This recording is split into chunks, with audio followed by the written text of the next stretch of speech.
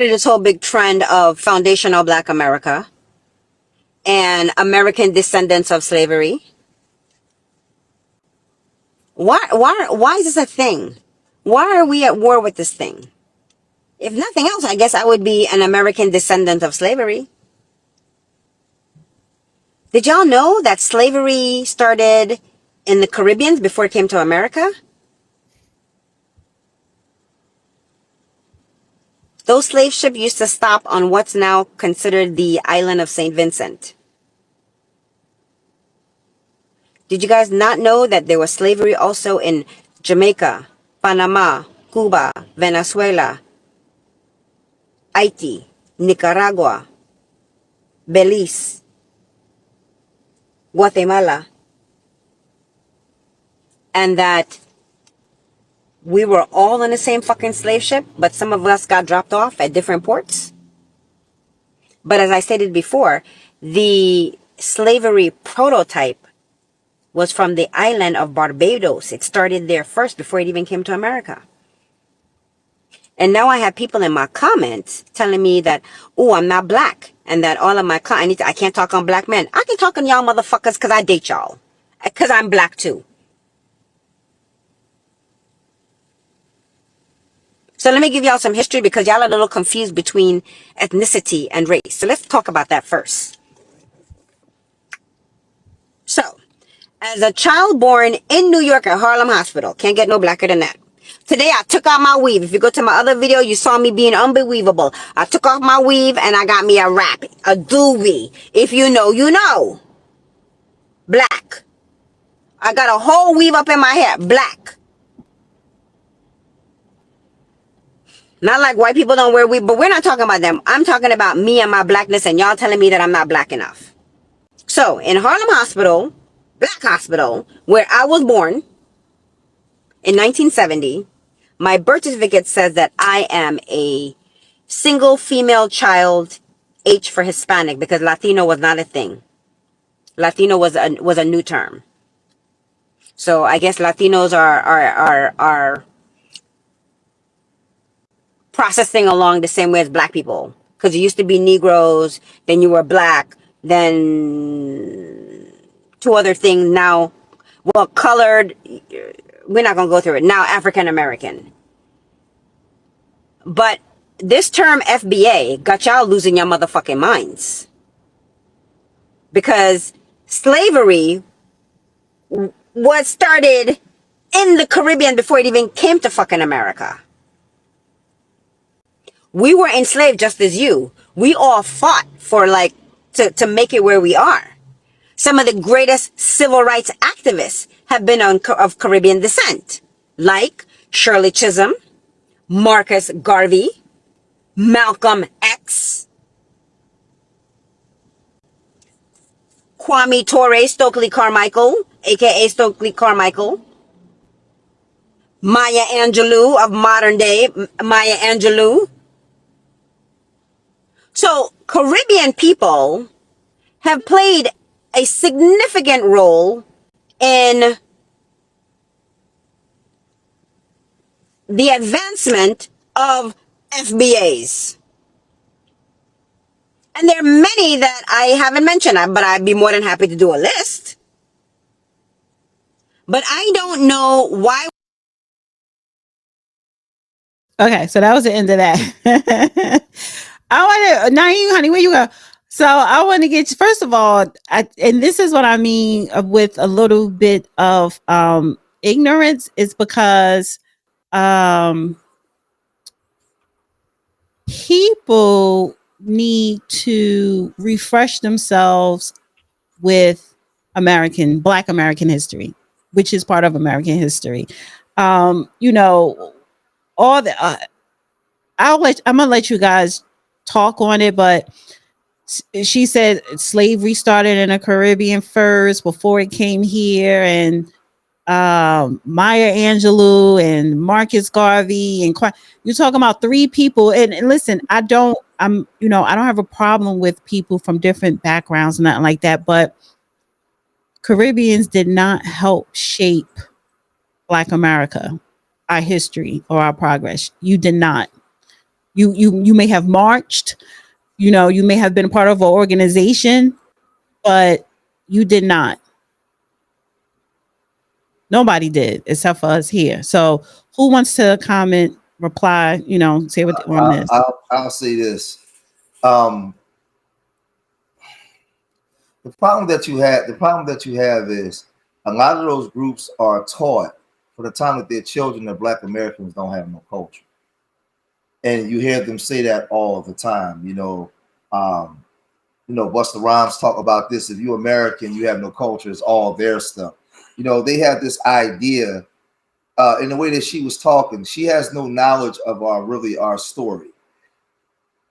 If you listen and you know a little something, she indicted herself in the conversation, because when she made the statement as to all those brothers and sisters that came from the Caribbean, that lends to the conversation that Black America has always opened up our door to allow other groups in and put our arms around them and embrace them as our brothers and sisters. We've always loved the brothers and sisters from the Caribbean. Always. Brother like Schomburg from Puerto Rico, so many of them came over here. We always rock with him. Marcus Garvey became who he became, not in Jamaica. He became who he became in America because our grandparents and great grandparents embraced him and loved on him.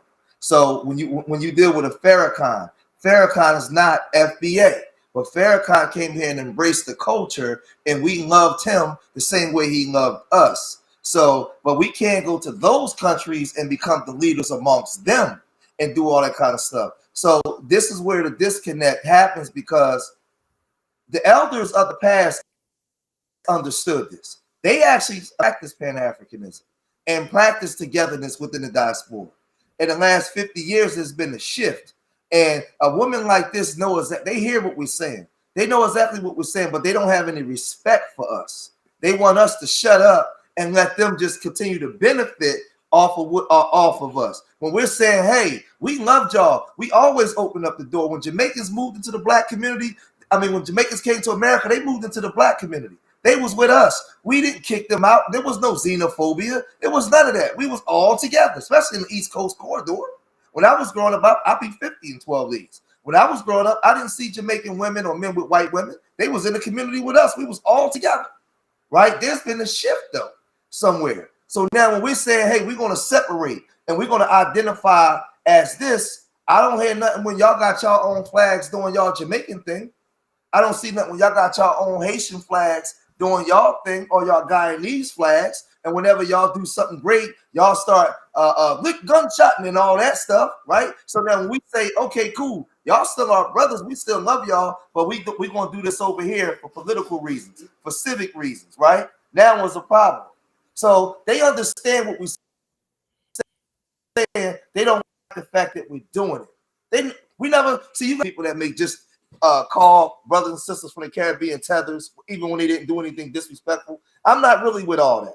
I'm a guy. I'm not really with the tether banging stuff. I believe us as Black Americans, we should be doing what we got to do to get our stuff right, understanding civics and law, and doing what we need to do. I ain't really got to argue with you and call you no tether. If y'all want to do that, fine. But they hear and understand what we're saying. They just being disrespectful. Go ahead, Gray. I think that when you hear people like this talk, they're talking about more of the source, because she's talking about something way further in time, where if we even look at Brazil imported the most Africans out of any other country before when during the slave trade. So when you hear these people say this, they're basically talking about the origins, where FBA is talking about right now, where they're at and what they got going on in America. And pre the Civil Rights Act, you wouldn't have been able to separate yourself because they looked at us all as Black. So now that Donald Trump's in office, now FBA think they're white people. What? You just said FBA think we're white. What? Yo, Armonte, where you from, Armonte? Armonte. I'm from a small, and I'm gonna say this: I'm from a small town of Valdosta, Georgia. I'm from the country. I'm talking about what Black people live in one spot, white people live in one spot.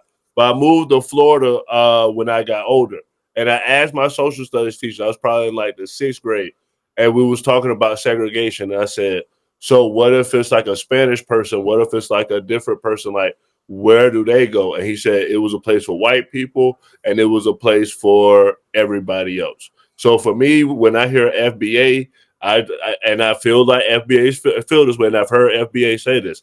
They feel they have more in common with an American white than they do with a Jamaican, a Haitian, or African.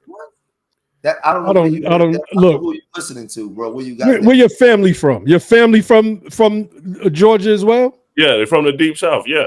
Okay, because you're confusing me right now, and the only people that make these types of arguments are people typically that are from the continent or the Caribbean. Oh, I'm being serious. Gray is not. You're not Pan African, but you align with a lot of their ideology. But you are a Democrat. You are a liberal. It walks like a duck. What's that saying?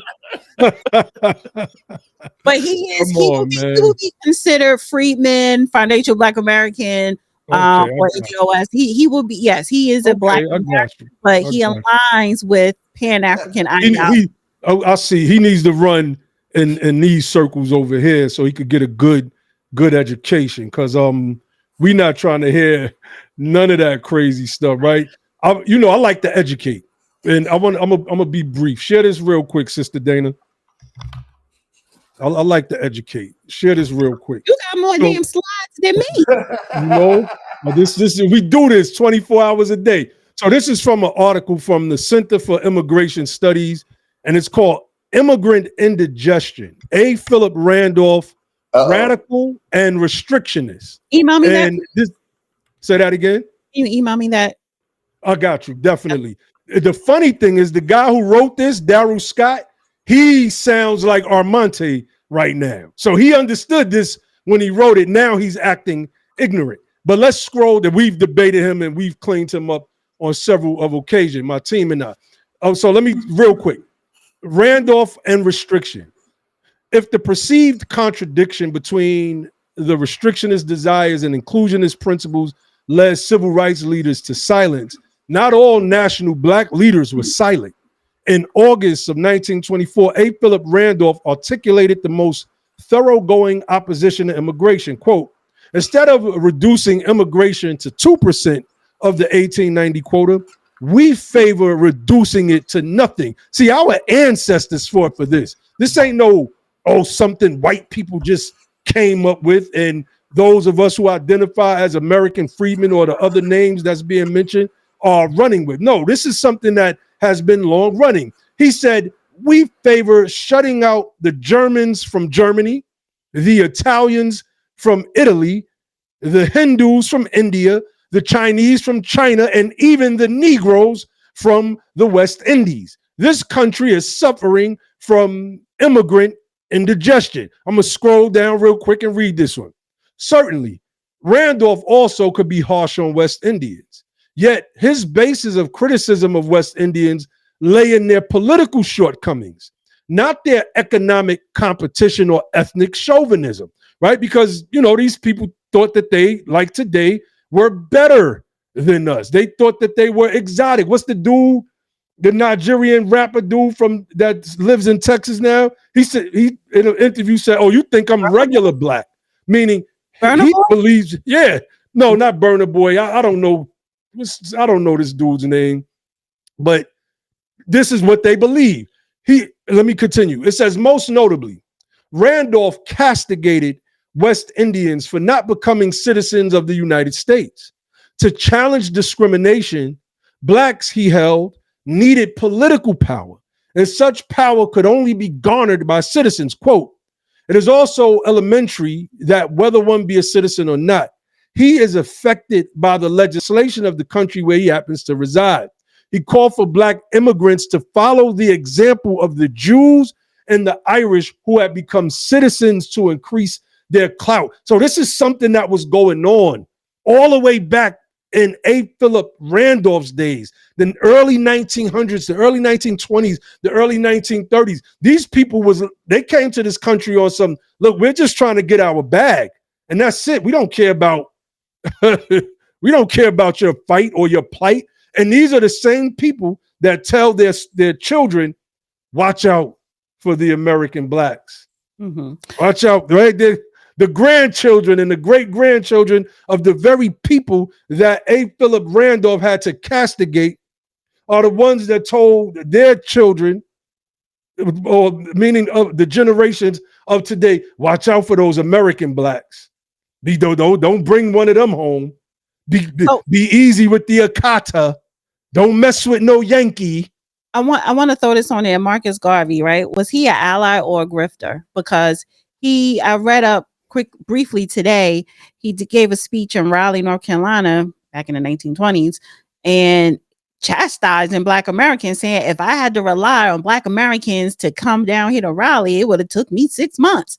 Dr. Umar, he's over in South Africa, and it's a clip here with him talking crazy about Black Americans. I thought I had it here. Oh, here it go. You see your brothers and sisters, it's the same thing in America. You see your brothers and sisters over there psychologically confused, some of them, not most, but some, talking about they Native Americans. I'm a Cherokee Indian. Your ass is crazy. They won't even let you on the damn Indian reservation. I'm a Cherokee, I'm a Choctaw, I'm a Seminole. And all those Indian tribes used to own Black slaves. Nigga, shut up. It's the same thing in America. Yes. He's right. He's a grifter, but he's right. But Black what he people said own right there. slaves, but Black people own slaves as well. So and yes, there were natives who owned slaves, not the majority, but that doesn't mean that Black Americans, right, don't have lineage with natives. On my mother's side, they do. My daughter, I ain't do the 23andMe, but my daughter did. But so we have lineage to that, to the natives of this land. So he can't just everybody don't just have DNA coming out of Africa. But go ahead. Did y'all want to comment? Just real quick, I want to spend. So the Marcus Garvey, was he an ally or a grifter? He was a grifter. We dubbed him the Messiah of Mission Drift. We did a whole live stream about 4 years ago where we really broke Garvey down, just like Umar, when it comes to the topic of reparations and what our people need. He's utterly confused. I agree with him on that indigenous stuff. I don't believe in any of that indigenous stuff that a lot of these cats be pushing, talk about, oh, we have this and we have that. Prove it. They never proved it to me. So our ancestors descend from the African continent. That is a 1,000% fact. And the rest of it. Naeem, I got pushed back there, honey, because now all my DNA comes out of Africa. Not all. So what you're saying is you have admixture. But I'm willing to bet that if I pull up my 23andMe and your 23andMe, it looks similar. And mine shows 89% sub-Saharan African, 9% white European, and then 0.6% Native American. So am I to claim that 0.6% and start rocking feathers? Yours say that, but I didn't do 23andMe because I think the government gonna have a piece of my DNA. But I digress. But mine's not gonna come back. I don't want to say I guarantee, but I can guarantee that my native lineage DNA is definitely going to probably be over 10%, but here's the thing though, because on my mother's side, right, there's a lot of natives and they married white, but they weren't, because I was even told they weren't really identifying as Black. So, and that's a whole nother panel that I could have, that I do want to have, when to talk about native versus, other or whatever. But there's still conflict within Native Americans, right? With darker people who does have a lineage claim, but are still not welcome there. So I don't want to go too far off from that. So I kind of want to swing it back to Marcus Garvey, because reading on him, he will be considered somewhat of a grifter to a certain degree. What he was able to do and accomplish as far as organizing Black people here in America again, you had to come here and do it because he wasn't successful in Jamaica. They wasn't trying to hear that in Jamaica. Yep. So he came here, and Black Americans, foundational freedmen, whatever you want to name yourself, but Black Americans, We a let lot him in. a lot of them supported him. Now he kind of followed under the Booker T. Washington, but that was somewhat, one of that was his tribe, you could say. But he was quoted saying that some of the things with Booker T, because Booker T was more like being subservient to white Americans to a certain degree. So Marcus Garvey was on the lines of Booker T, to whereas W.E.B. Du Bois was the opposite of Booker T, and I'm more of the ideology of W.B. Du Bois when it comes to the talented 10th, but not that socialism stuff. But I do appreciate Booker T, but he was too much of a subservient to white Americans. And then I also read that Marcus Garvey said he didn't trust light-skinned Black Americans as well. Yeah. Well, that was the context though when he said that. It was a reason when he went up to the NAACP and he was talking about how it was classism in there, and he was telling the truth. Them Negroes, I really didn't rock with the Boise until he got old. The Boise, he's like the father of the civil rights movement. My guy was Martin Delany, who they try to write out of history. Henry Highland Garnett was the ones kicking up dust, and they was like the fathers of Black nationalism. It wasn't Marcus Garvey. He took basically what Martin Delany was saying, but Frederick Douglass and Martin Delany didn't get along. So American Blacks got Frederick Douglass, not Martin Delany, who was the actual father of Black nationalism, not Marcus Garvey. So, I'm taking Frederick Douglass over Martin Delany. Oh, you're definitely taking Frederick Douglass. Yeah. We could debate on that on another time. America blow up. Any one of them that they blow up and the white man put them right here as they people. I'm going to one they do in the alleyway, because that's the one that was really forced. You don't know the history of Frederick Douglass, brother. That's clear. But we could build on that, and we should. Yeah. We should. I ain't saying he wasn't that dude. I'm just saying if you ask most young people about Martin Delany, I agree with you. I agree with you. I never heard of him, but Martin Delany pretty much was like the first Pan-Africanist. He was first on going to Africa, getting up out of here. The Civil War breaks out, and he's like, you know what? I have an opportunity now for my people to get free. The devil, all that. Martin Delany was about that work. He was about that life.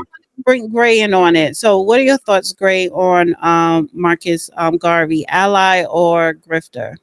The Honorable Marcus Garvey was definitely an ally. I like that he tried to get the Africans together very early on, and I do feel like Booker T. Washington was way more submissive than W.E.B. Du Bois, and I feel like FBA is the new Booker T. Washington of 2025. I take that somewhat of an insult. I wouldn't even say there were either or. I asked him a question, Dana, based off of what he just said, though. What do you know, like from what when we talk about FBA, what is FBA to you? Like, because you're saying these things, but without the insults, but just from a educated perspective. Why? Because remember, why are Black Americans saying this, right? Why are we saying this? Where are we getting this from your perspective? From my perspective, and you can correct me if I'm wrong, I think that it is a conservative right-wing agenda to make Black people Republicans and to make Black people elitists over Black immigrants. Well, see, this week is difficult because I think, and no disrespect, but I think a lot of y'all go tone deaf because you don't strike me as a stupid person. You hear us when we talk. You hear us when we say we're not against the immigrants. Now, you have some rogue people online, you don't know, that just go and just say wild stuff. We're saying we're separating like every other group does, and we're having our own identity. A lot of our stuff has been hijacked. When you look at a lot of the executive orders, not the Civil Rights Bill, executive orders that's on the books, they were specifically for Black Americans. It's been hijacked into people of color. Other groups are now coming in and getting what our grandparents and your grandparents for starting line, starting from the beginning, right? While other groups are coming here benefiting and looking down on us. So Black Americans are saying, hey, we want to separate, and we don't want to be looked at as a person of color. We want to be this group and this specific group. That's what we're saying, right? But You got he's your saying, flags. but what Gray is saying, just like with the NARC and the IBWs and the Pan Africans, what Gray is saying, I don't mind sharing the pot with our brothers and sisters and then the diaspora for everything. And for me, it is a cutoff, especially when we're talking about reparations. I'm not sharing that with nobody. That's for us here. So, and it could be other, and there's other things as well. But Gray and people like Gray are saying they don't mind sharing, and we should share. But see, Dana, can I say something, Dana? Real quick, I'm gonna land here. Real quick, I'm gonna land right here. Just 45 seconds. What I'm saying to you is, when you look at your grandparents, right? The Puerto Ricans and all these other groups wasn't here in large numbers. That was our grandparents in the South and up here in the North. They're forget the civil rights. They're executive orders, federal law, executive orders that was on the books that was specifically for us. They hijacked it and turned it into people of color. So we're trying to get that back because some of us understand civics and understand what happened, right? So what I'm saying is, when you say the stuff that you said, you're undermining what we're actually doing instead of coming to us and saying, yo, could y'all really educate me on what's going on? It ain't got nothing to do with no fringe group trying to be Republican. It has nothing to do with that. So I'll land there. So my question would be like with the reparations, like how Naheem and Dana was both talking about their ancestry, and how Naeem said, well, I have no Native American on mine. Mine is European and then just African. So like, how would we like disperse this if this really was going to happen? They were going to say, okay, yeah, we're going to pay these people. Yeah, we're going to like make right on this 40 acres and a mule. We're going to do this for these people. I feel like, how would they actually do that scientifically? Like, who actually is going to be able to get that? So the United, go ahead, Sister Dana. Oh, no, go ahead, and then I'm on. Right. So the United States of America has a very good recording system when it comes to documentation. The Freedmen's Bureau's records alone, just 2 or 3 years ago, about 3.5 million records have been digitized and uploaded to, I believe, the Smithsonian's website. The 1865 census lets us know exactly who was freed. The 1870 census lets us know exactly who was freed in 1870. We know who we are. We know exactly who we are. Every immigrant that has ever come to this country, every person who is the descendant of immigrants, well, what I call Ellis Island immigrants that have come to this country, know exactly where their grandparents came from, which means that the United States of America knows exactly where their, let me be more clearer, great grandparents came from. This idea that you wouldn't know or be able to discern. See, this is an excuse. You are or would be, Armante, a beneficiary of reparations. Right now, you're making an argument for people that are not eligible. And because they know that they're not eligible, they come up with, well, how would we know who's going to get it then? How would we know? These are arguments that we've been debunking for the past 6 years, brother. We know who see, this plays into a broader narrative that we're culturally ignorant, and that because our bloodlines were cut off from Africa, we don't know whom our American ancestry is. But that's just not true. We can name the name. I found my ancestors, my great grandfather Aaron Wade on my father's side in the Freedmen's Bureau's records. On my mother's side in the Freedmen's Bureau's records. I'm doing the research on my father's side, right? My grandmother and that line that comes through Dillon, South Carolina, and getting those records. These things are not difficult. These are things that we can find out on our own because we know our family history. I'm pretty certain, Brother Armante, there's a older aunt, uncle, maybe grandparent that you could call and ask, what was, great granny's, who was that person's father? And they're going to be able to give you a story fresh out of Jim Crow sharecropping. They're going to be able to probably pass down to you stories fresh out of slavery that has been passed down and preserved. These things might not be, Thanksgiving table talk conversations anymore because my grandmother is 90 years old. I had to pull teeth just to get her to tell me one story. And she told me that one story, that her grandfather in South Carolina was so successful on his farm that the whites there were jealous. They were so jealous that they filled up cans of kerosene cans full of kerosene. And in the middle of the night, they walked through the farm with the kerosene, pouring it all over the farmland. And then they lit a match. My grandmother is 90. So her younger sisters, I think 87, 86.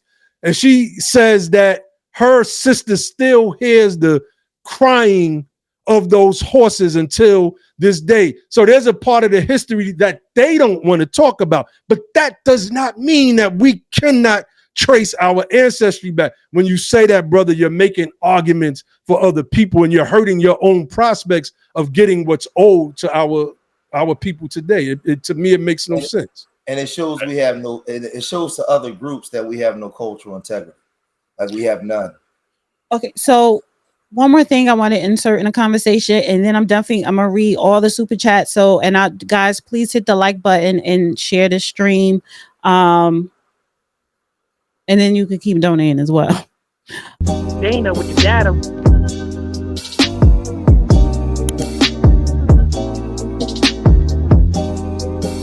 Dana with the data.